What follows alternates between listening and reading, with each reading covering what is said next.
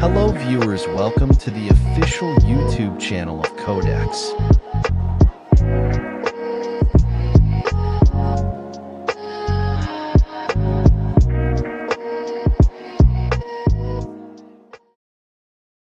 So today, we will be looking at how to install VS Code Editor and the first steps in using it.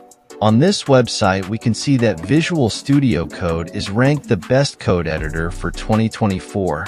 So let's go ahead and install it. Got to the website to download it. After downloading, install the app. If you prefer using it on web, go to this website and click on it. If you are confused, do not worry, all the links will be in the video description below. So let's continue. When done, you should see a screen like mine that show a welcome screen. You can see that it show open file, folder, new file, and other things. Let's go back and see why VS Code Editor was selected as the best. It says, Visual Studio Code is a free, open source code editor that works on macOS, Windows x64, and Linux x64 operating systems.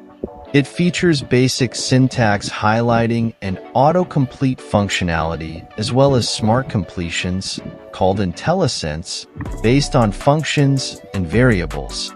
It supports Java, TypeScript, and Node.js, but extensions allow for greater programmer customization.